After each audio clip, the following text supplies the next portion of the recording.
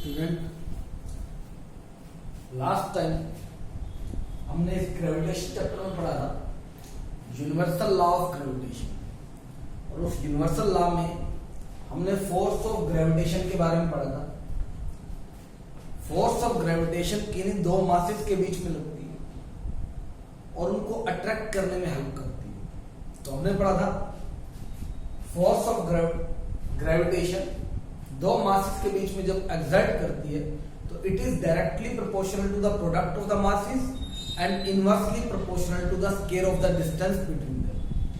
ये formula last time हमने किया था F is equal to G m1 m2 by r square, और F आपके पास था फोर्स ऑफ ग्रेविटेशन। ये लास्ट टाइम हमने किया।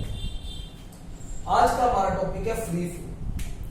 फ्री फॉल की बात करते हैं तो अगर कोई भी ऑब्जेक्ट है, जैसे ये ऑब्जेक्ट है, आप इसको ऊपर से नीचे छोड़ते हो, इस तरह से आपने छोड़ दिया, तो छोड़ते ही ये ऑब्जेक्ट अर्थ की तरफ अट्रैक्ट होता है बिना किसी एक्सटर्नल फोर्स लगाए, with the force of gravitation. इसको हम बोलते हैं फ्री फॉल। तो when a body attracted towards the earth with the force of gravitation, when a body attracted towards earth with the force of gravitation, it is called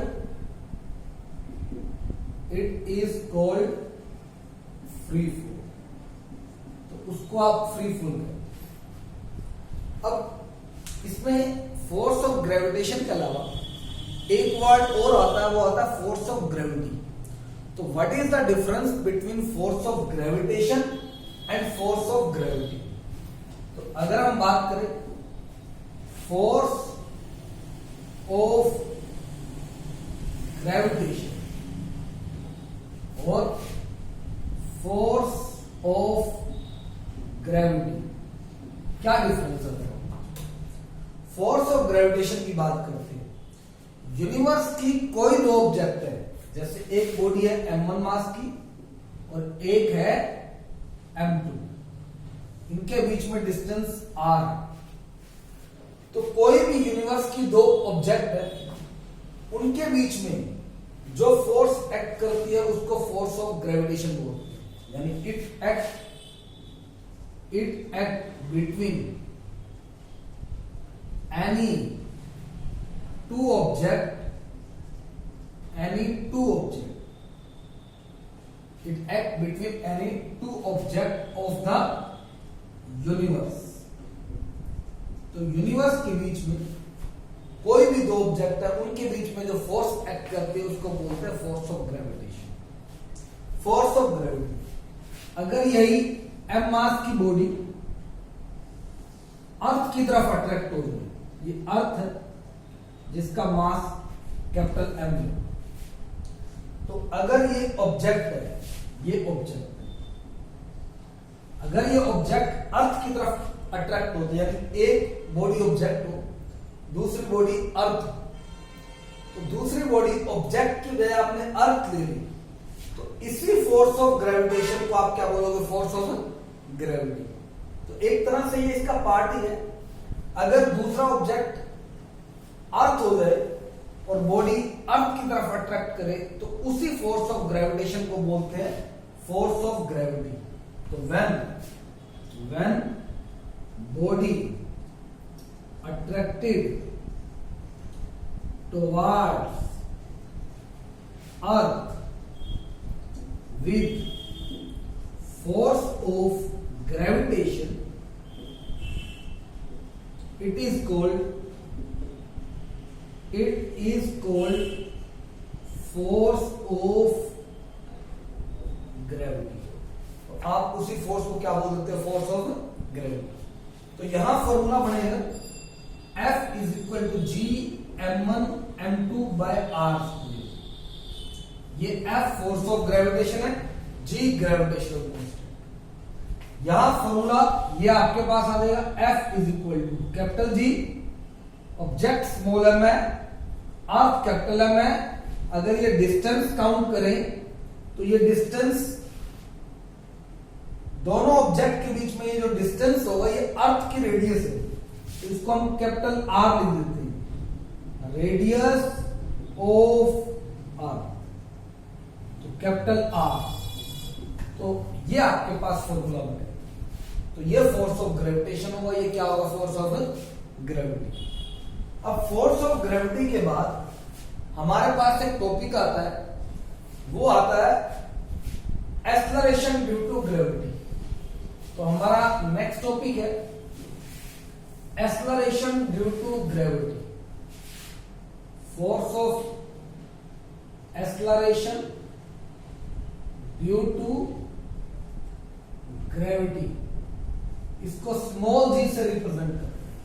ध्यान रखिएगा, capital G gravitational constant, small g acceleration due to gravity. तो acceleration due to gravity की बात करते हैं। तो acceleration due to gravity concept यही लगेगा हमारे पास, जब एक ऑब्जेक्ट अर्थ की तरफ अट्रैक्ट होता है, ये अर्थ की तरफ अट्रैक्ट हो रहा है ये ऑब्जेक्ट, तो उस टाइम जो फोर्स लगती है हमने कर लिया F is equal to G M M by R square. ये आपने लॉ लगाया है, यूनिवर्सल लॉ ऑफ ग्रेविटेशन। तो हम इसको यहां से करते हैं, ये ऑब्जेक्ट है, ये है अर्थ ऑब्जेक्ट, और ये आपके पास है अर्थ, ये अर्थ का जो मास है कैपिटल M, जो सेंटर पे कंसंट्रेट होता है, M मास ऑफ अर्थ, इस M की वैल्यू होती है 6 इंटू 10⁻24 kg। ये आपके पास ऑब्जेक्ट है, तो small m mass of object, इनके बीच में जो डिस्टेंस है उसको हम कैपिटल R से डिनोट करेंगे। इस कैपिटल R को बोलेंगे रेडियस ऑफ अर्थ। इस R की वैल्यू होती है 6400 किलोमीटर, 6400 किलोमीटर, किलोमीटर के मीटर बनाए तो 6400 इंटू 10⁻³ मीटर।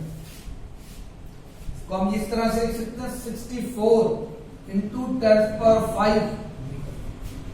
तो लास्ट टाइम मैंने बताया था स्टैंडर्ड फॉर्म होती है, एक आपके पास जो डिजिट है उसके बाद डेसिमल आना चाहिए। तो उसके लिए हम क्या करते हैं, इसको 10 से डिवाइड, 10 से मल्टीप्लाई, तो ये हमारे पास क्या बन जाएगा 6.4 मल्टीप्लाई 10⁻⁶। तो 6.4 मल्टीप्लाई 10⁻⁶ मीटर, ये हो गया हमारे पास R। तो हम ये वैल्यू पुट करेंगे R की, ये कैपिटल M पुट करने से पहले ये SI यूनिट केजी में है, ये SI यूनिट मीटर में है, तो इसीलिए हमने किलोमीटर को मीटर में क्या किया है, कन्वर्ट किया। अब सबसे पहले इसकी डेरिवेशन करते हैं, एक्सेलरेशन ड्यू टू ग्रेविटी का फॉर्मूला ड्राइव करते हैं। कैसे ड्राइव, अगर ये ऑब्जेक्ट अर्थ की तरफ अट्रैक्ट होता है तो F is equal to formula पड़ा हुआ है G m1 m2 bye R²। ये आपने पढ़ा था न्यूटन्स लॉ ऑफ ग्रेविटेशन, तो यहां आपने ये फॉर्मूला पढ़ा। m1 को आप स्मॉल m ले लीजिए, m2 को ले लीजिए कैपिटल M, स्मॉल r को ले लीजिए कैपिटल R, F आ जाएगा G mm बाय R²। इसको इक्वेशन 1 मान। अब जब ये बॉडी अर्थ की तरफ अट्रैक्ट होगी तो इसमें कुछ एक्सेलरेशन होगा, तो हम पढ़ते थे F is equal to m, ये फॉर्मूला पढ़ा आपने Newton's second law of motion में पढ़ा F is equal to m। Acceleration due to gravity होता है जब बॉडी अर्थ की तरफ अट्रैक्ट होती है, तो उसमें जो एक्सेलरेशन होता है उसी को बोलते हैं एक्सेलरेशन ड्यू टू ग्रेविटी। इसकी डेफिनेशन करें, the acceleration produced in freely falling bodies is called acceleration due to gravity। तो फ्रीली फॉलिंग बॉडी में जो एक्सेलरेशन होगा उसको बोलेंगे एक्सेलरेशन ड्यू टू ग्रेविटी। यानी अगर बॉडी ऊपर से नीचे आ रही है उसमें जो एक्सेलरेशन होगा उसी को बोलेंगे acceleration due to gravity. It means A को ही हम जी बोल सकते हैं बाय डेफिनेशन। बाय डेफिनेशन तो ये वाली यहां पुट कर दीजिए। F इज इक्वल टू आ जाएगा mg, इक्वेशन 2 ना, compare 1 and 2, compare 1 and 2 compare करते हैं। F is equal to mg, ये वैल्यू यहां पुट कर दीजिए। वैल्यू कह सकते हैं लेफ्ट हैंड साइड सेम है तो राइट हैंड साइड भी इक्वल है। mg is equal to g m by r। m से m कैंसिल तो स्मॉल g की वैल्यू आ गई g m by r square. ये फॉर्मूला ड्राइव हो गया। Acceleration due to gravity is equal to g m by r square। g gravitational constant, m mass of earth, r radius of earth. इस फॉर्मूले में कहीं भी स्मॉल m नहीं आया है, मास ऑफ ऑब्जेक्ट नहीं आया है। It means acceleration due to gravity do not depend on mass of object. तो चाहे 1 किलोग्राम की बॉडी नीचे आए, चाहे 10 किलोग्राम की बॉडी नीचे आए, दोनों के लिए एक्सेलरेशन ड्यू टू ग्रेविटी की वैल्यू सेम है। तो acceleration due to gravity depend नहीं करता मास ऑफ ऑब्जेक्ट पे। तो जितने भी मासेस हैं, चाहे हैवी है चाहे लाइट है, सभी के सभी सेम फोर्स ऑफ ग्रेविटी से और same acceleration due to gravity से अर्थ की तरफ क्या होते हैं, अट्रैक्ट होते हैं। यहां अगर हम बात करें कैपिटल जी और कैपिटल एम तो कांस्टेंट है क्योंकि मास ऑफ अर्थ की वैल्यू फिक्स है। कैपिटल जी की वैल्यू भी 6.7 10 की power -11 newton metre square by KG square fix है। जी डिपेंड करेगा आर स्क्वायर पे, यानी जैसे जैसे डिस्टेंस बढ़ता जाएगा तो ग्रेविटी क्या होती जाएगी, कम होती जाएगी। अब इस एक्सेलरेशन ड्यू टू ग्रेविटी की वैल्यू अर्थ के लिए क्या होगी वो हम कैलकुलेट कर सकते हैं। तो हमारे पास जो फॉर्मूला है वो हम यहां फॉर्मूला नोट कर लेते हैं और इस फॉर्मूला को फिर हम यूज करें, जी एम बाय आर, ये फॉर्मूला है। तो हम इस फॉर्मूले को अब यूज करेंगे। यूज करके और हम अर्थ के लिए ये एक्सेलरेशन ड्यू टू ग्रेविटी की वैल्यू कैलकुलेट करें। अर्थ के लिए कैलकुलेट कर रहे हैं, calculate value of acceleration due to gravity at earth. तो अर्थ पर जो भी वैल्यू है हम कैलकुलेट करें।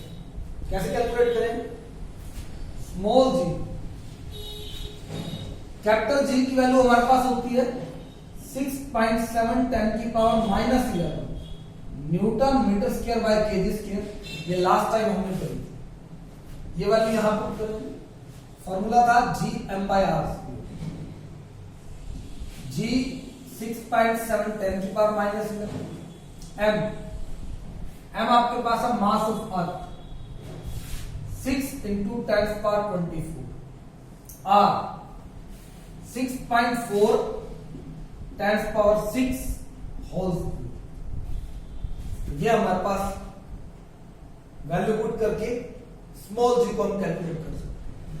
सॉल्व करते हैं। लास्ट टाइम आपको बताया मैंने, सबसे पहले आप स्क्वायर खोलो, 6 इंटू 10⁻24 स्क्वायर खोलते, 6.4 मल्टीप्लाई 10⁻6, 6.4 मल्टीप्लाई 10⁻6। सबसे पहले आप पावर सोल्व करते हैं, तो 6.7 10 की पावर इंटू 6, 24 माइनस 11, मल्टीप्लाई में पावर ऐड होती है, तो 24 प्लस का है, 11 माइनस का है, तो 24 माइनस 11 13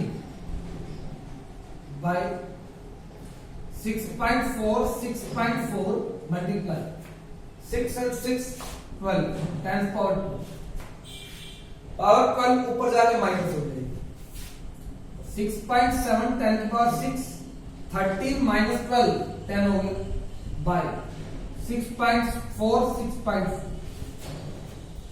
5 हटा दीजिए बाय 10, एक और हटाइए 10 ऊपर, एक और 10, ये सॉल्व करते, 2 3 जा 2 32, मल्टीप्लाई करते, 3 7 जा 21 1 2, 3 6 जा 18 प्लस 2 20, 2 0 लो 2 बाय 64 इंटू 32 मल्टीप्लाई करते हैं, 64 32, 2 4 जा 8, 2 6 जा 12, 3 4 जा 12, 2 1, 3 6 जा 18 and 1 19, 8 4 0 2 2 0 4। तो इसको अगर 10 से करेंगे तो 20,480 बनेगा, ऊपर है 20,100, तो अप्रोक्स 9 पे जाएगा, 9 पे करके देखिए, 9 8 72 2 7, 9 4 36 and 7 43, 9 2 80, 18,432, ये आपके पास है। तो 20,100 में से 18,432 माइनस करें, 10 minus 2 8, 9 minus 3 6, 0, 10 minus 4 6, 9 minus 8 1, 1 minus 1 0, तो ये आपके पास बैलेंस है। पॉइंट लगाते हैं, यहां से एक 0 लगा दीजिए, 16,680, तो अप्रोक्स ये आपके पास जाएगा 20, जब 9 पे गया था तो 18,000 आया था, 8 पे करेंगे तो अप्रोक्स 16,000 आ जाएगा, 9.8 अप्रोक्स आंसर आ जाएगा। और एक्सेलरेशन है तो यूनिट होगा मीटर पर सेकेंड स्क्वायर, तो जी की वैल्यू हमारे पास आई 9.8 मीटर पर सेकेंड स्क्वायर, ये अर्थ पे वैल्यू है। हम किसी भी प्लेनेट की कैलकुलेट कर सकते हैं अगर उस प्लेनेट का आपको मास और रेडियस पता है। इसी तरह से हम मून का कैलकुलेट कर सकते हैं, बस आपको मून का मास और रेडियस पता होना चाहिए तो हम कैलकुलेट कर सकते हैं। अब एक क्वेश्चन आता है, कहता है कौन कौन से ऐसे फैक्टर हैं जिस पे ये डिपेंड करती है एक्सेलरेशन ड्यू टू ग्रेविटी।